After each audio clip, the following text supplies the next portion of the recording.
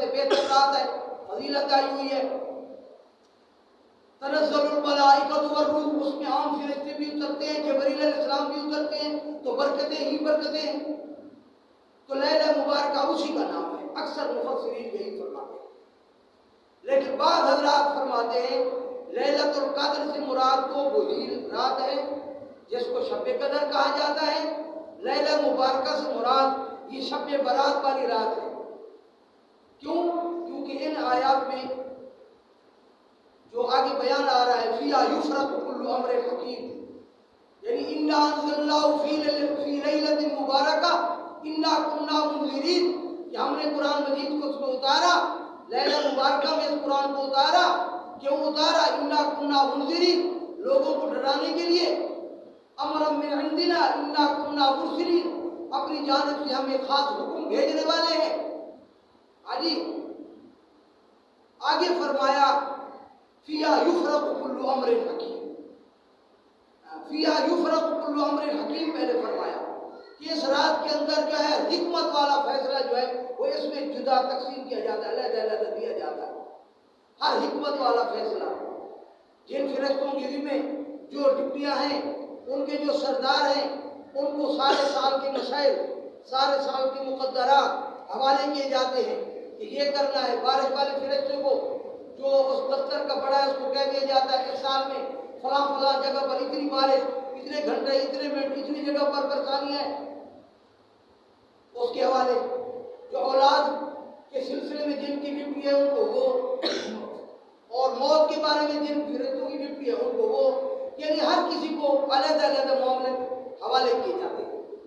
اور حدیث شریف جو میں نے تلاوت کی ہے، احادیث میں، کثیر حدیثوں میں بعض جگہ علماء نے لکھا کہ 10 صحابہ کرام سے 15 شعبان کے بارے میں، رات کے بارے میں یہ مسائل آ رہے ہیں کہ ان میں بھی رزق تقسیم ہوتا ہے، ان میں بھی فیصلے تقسیم ہوتے ہیں، اس میں بھی مقدر تقسیم ہوتے ہیں، بندوں کے اگلے سال تک سارے سال کے مقدر تقسیم ہوتے ہیں، احادیث میں موجود ہے۔ احادیث اکثر جو لیلہ 15 شعبان کے بارے میں ہے وہ ضعیف سند کے اعتبار سے کمزور ہے، لیکن بہت ساری حدیثیں اگر سند کے اعتبار سے کمزور ایک مضمون پر آ جائے تو تمام محدثین اہل سنت والجماعت، تمام فقہا کہتے ہیں فضائل کے میدان میں وہ معتبر ہیں، ان پر عمل کیا جائے، فضیلت حاصل ہوگی۔ ان حدیث میں جو بیان آیا ہوا ہے کثرت سے، اس سے معلوم ہوتا ہے کہ 15 شعبان کے بارے میں بھی یہ مضمون ملتا ہے جب حدیث میں، تو آیت سے مراد لیلہ مبارکہ سے مراد یہی رات لی جائے۔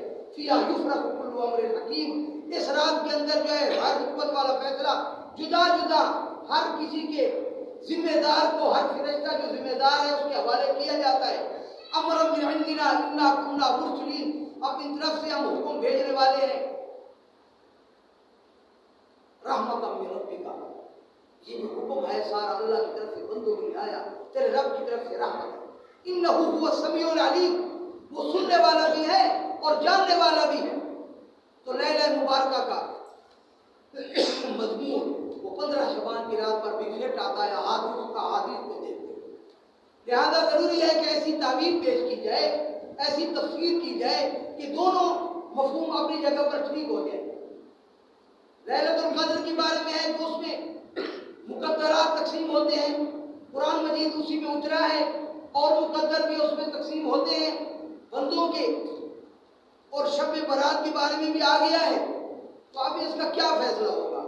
اس کا فیصلہ یہ ہے، تعویل صحیح اہل سنت والجماعت علماء کے نزدیک یہ ہے کہ شب برات والی رات جو فرشتوں کے، ہر ڈپٹی والوں کے دفتر کے بڑے بڑے فرشتے ہیں، ان کو اجمالی طور پر مقدرات کے رجسٹر دے دیے جاتے ہیں، مکتوبات دے دیے جاتے ہیں، اور اس کے بعد جب لیلۃ القدر والی رات آتی ہے تو وہ بڑے فرشتے اپنے ماتحت فرشتوں کو تفصیلی طور پر وہ مقدرات تقسیم کرتے ہیں۔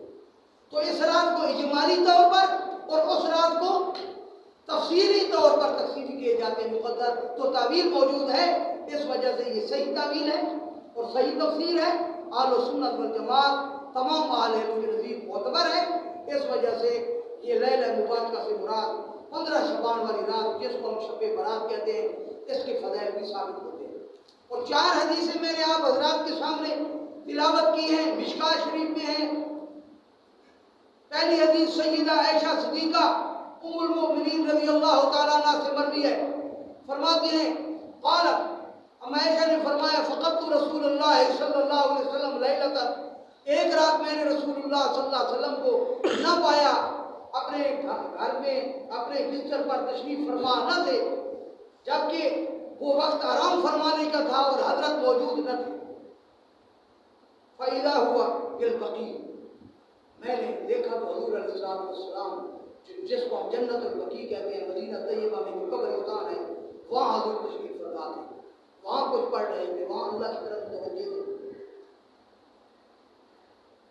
آپ نے فرمایا اکنتی تخافین، کیا تو ڈر گئی ہے کہ یحیف اللہ علیکی ورسولہ، اللہ اس کے رسول نے تیرے اوپر ظلم کرنا چاہا، تیرا حق دوسری گھر والی کو دینا چاہا، آپ نے سمجھا باری ہماری آپ ادھر چلے گئے۔ ایسی بات نہیں ہے، اللہ کا رسول اللہ کے حکم کے تابع ہوتا ہے، اور اللہ تعالیٰ جو ہے ایسے فیصلے کرتا ہے جو انصاف کے فیصلے۔ اما فرماتی ہے میں نے کہا شاید انکا اتیت بعض نسائک، شاید آپ صلی اللہ علیہ وسلم اپنی بیویوں میں سے کسی کے پاس تشریف لے گئے ہیں۔ آپ نے فرمایا نہیں، بلکہ اللہ کی طرف سے ایک خاص حکم آیا ہوا ہے، اس کی طرف متوجہ ہو۔ حکم کیا ہے؟ ان اللہ تعالی ینزل لیلۃ النصف من شعبان، اللہ تعالی شعبان کی نصف والی رات، 15ویں کی رات کو اترتے ہیں الی سماء دنیا، دنیا والے آسمان کی طرف۔ کیسے اترتے ہیں؟ اللہ تعالیٰ تو اترنے سے، چڑھنے سے، چلنے سے، پھرنے سے، یہ چیزیں اس سے تو پاک ہے، اللہ تو ہر جگہ ہے۔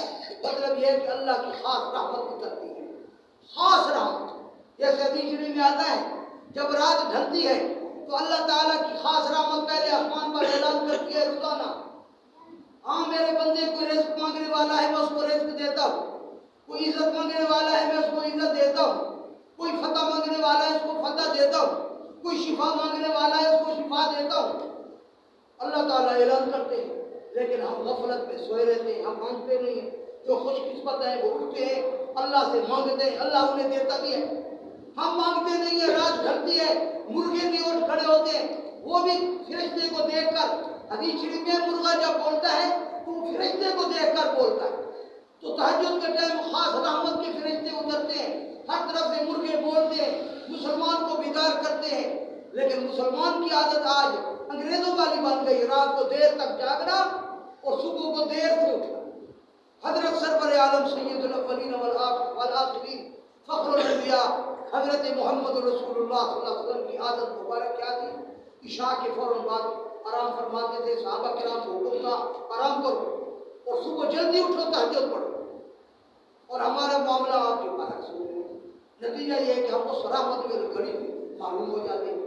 پھر اللہ کی رحمت نے جوش مارا کہ صبح کو تو اکثر نہیں اٹھ سکتے، پھر اللہ تعالی نے ہمیں لیلۃ القدر دے دی، شب برات، شب قدر دے دی۔ 15 شعبان کی جب رات ہوتی ہے تو اللہ تعالیٰ کی وہ خاص رحمت جو صبح صادق کو ہوتی ہے، یہاں مغرب سے شروع ہو جاتی ہے۔ آؤ 15 شعبان کی رات اللہ کی رحمت اترتی ہے خاص دنیا والے آسمان کی طرف۔ اللہ تعالیٰ یغفر مغفرت کرتے ہیں لأکثر من عدد شعر غنم کلب، بنو کلب قبیلہ جو ہے ان کے جو بکریوں کے ریوڑ ہیں، ان کے بکریوں کے ریوڑوں کے بالوں کے برابر لوگوں کی مغفرت کرتا ہے۔ کیا عرب کے اندر اس وقت سب سے زیادہ بکریاں جو تھیں، بھیڑیں بکریاں، وہ بنو کلب قبیلے کی تھیں۔ وہ بنو کلب قبیلے کی جو بھیڑ بکریاں ہیں ان کے بالوں کی تعداد جتنی ہے اتنی اللہ اس رات اپنے مومن بندوں کی مغفرت کرتا ہے۔ مانگو مغفرت، اللہ تو مغرب سے اعلان شروع کر دیتا ہے کوئی مانگنے والا؟ 15 شعبان والی رات اللہ اعلان کرتا ہے۔ اس حدیث کو امام ترمذی اور امام ابن ماجہ رحمہ اللہ نے نقل کیا، اور امام رزین رحمہ اللہ نے آگے ایک لفظ اور بھی نقل کیا کہ وہ کون سے لوگ ہوتے ہیں جن کو اللہ تعالیٰ اتنے لوگوں کی مغفرت کرتا ہے۔ ممن استحق النار، ممن استحق النار، یہ وہ لوگ ہوتے ہیں جو جہنم کے مستحق ہو چکے ہوتے ہیں، گناہ کر کر کے جہنم کے مستحق ہو چکے ہوتے ہیں۔ اس رات جو مغفرت مانگتا ہے، جو اللہ سے مانگتا ہے، تو اللہ تعالیٰ ایسے لوگوں کے اتنے لوگ ایسے لوگ قسم کے لوگوں کی مغفرت کرتا ہے کہ بنو کلب کی بکریوں کے بالوں جتنے اللہ تعالیٰ قبول